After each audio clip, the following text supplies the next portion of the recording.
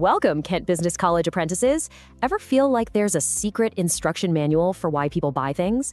Well, guess what? There is. And today, we are going to crack that code. We are going to unlock the human brain's buy button right here, right now. All right, let's get our brains warmed up with a really simple question. Think about the last coffee you bought. I mean, really think about it. Why that specific one? Was it just, your morning routine? Same place, same time, pure autopilot? Or maybe it was the branding that pulled you in. Did that minimalist cup just look, kind of cool in your hand? Be honest. Or was it a classic case of social influence? Your friend said, hey, let's go here, and you just went along with it. Maybe you think it was just that simple, but I'm willing to bet it wasn't. The truth is, it's almost never just one thing. It's always a mix of these hidden forces, pulling you in all sorts of directions. Seems kind of complicated, right? Don't worry, we're going to make it super simple. Here's the plan. First, we'll look at the 5 big forces behind every decision. Then, we'll map out the customer's buying journey step by step. And finally, we'll put them together to give you what I like to call marketing X-ray vision. Okay, let's dive into part 1 of the code. These are the invisible forces that are pretty much constantly pulling your customers' strings. Now, this looks like a lot, but I promise it's not as scary as it looks. It all boils down to these 5 core areas that influence every single purchase decision, from a candy bar to a brand new car. We're gonna unpack them one by one. So first up is the psychological stuff. What's going on inside a person's head? Their motivations, their perceptions, their feelings. This is exactly why an inspiring Nike ad that gives you actual goosebumps can be way more powerful than a boring list of a shoe's technical specs. Emotion beats logic a lot of the time. Next up, we've got this social angle. And let's be real, you probably only know about that new show everyone's binging because your entire social feed would not shut up about it. That, my friends, is pure power in action. Then we have the bigger cultural forces. These are kind of like the invisible currents we all swim in. A great example in the UK is the growing focus on sustainability. It just makes us feel better about buying from eco-friendly brands. This also drills down into subcultures too. Think about the specific values and norms inside, say, the vegan community or the gaming world. Then, of course, there's the personal stuff. A student living on instant noodles and a retiree with a nice pension might live on the same street, but I guarantee their shopping baskets are gonna look wildly different. It's all about their age, their income, their whole lifestyle. And finally, the big one, economic factors. We're talking about personal finances, sure, but also the health of the entire economy.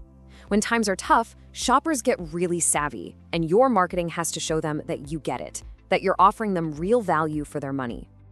So we've got the forces. That's the why people buy.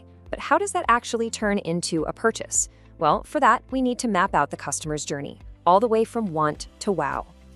And this is the second part of our code, the roadmap that pretty much every customer follows, whether they realize it or not. As you can see, it's a 5-step process, starting with recognizing a problem and going all the way to what happens after they buy. Let's break it down. So yeah, here they are, the 5 steps. We're gonna go through each one, from that first little spark of a need to them searching for info, all the way to what happens long after they've handed over their cash. It all kicks off right here. Step 1, problem recognition. You know that little voice in your head that says, ugh, my phone battery is terrible, or I'm starving, or I have nothing to wear for this party. Your job as a marketer is to pop up right at that exact moment. Okay, once they know they have a problem, they basically become a detective. They're Googling, asking friends for recommendations, scrolling through reviews, they're gathering clues. And your job is to make darn sure that all those clues lead straight to you. Now we're at step 3, the evaluation stage. Your customer is making mental pro and con lists. They're asking themselves, what's more important to me right now? Is it the price, or is it the quality, or maybe just convenience? Your marketing has to shout from the rooftops exactly why you are the best choice for their specific priorities. And here we are, the moment of truth. Step 4, the purchase decision. But hold on, don't start celebrating just yet. This stage is super fragile. A clunky checkout process, a last-second negative comment from a friend, heck, even an out-of-stock notice can completely derail the whole thing. Your job is to make this step as ridiculously smooth and easy as possible. Think Amazon's one-click order.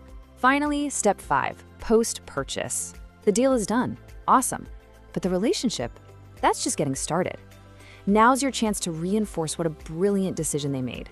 You do this with things like thank you emails, amazing customer support, anything to fight off that nasty buyer's remorse and build some real, lasting loyalty. All right, time for the grand finale. Let's put the two parts of our code together. We've got the 5 forces, the why, and the 5 steps, the how. This is where you get your marketing superpowers. Okay, this is where the magic really happens. Check out this example of someone buying an electric car. During the info search step, what are they doing? They're Googling EV range and asking their friends. That's the social and personal forces at work. So what's your marketing move? You invest in SEO and get amazing testimonials. But then look, when they get to the evaluation step, their brain shifts. Now the economic and psychological forces take over. They're thinking about government grants and their own eco-values. So what do? You hit them with comparison charts and highlight all the savings. You see how it works? You're not just throwing random marketing out there. You are precisely matching the right tool to the right moment. It's genius. So there you have it. The code is cracked. You now have this incredibly powerful new way of seeing your customers. You understand the hidden forces that drive them, and you know the exact path they take to make a decision.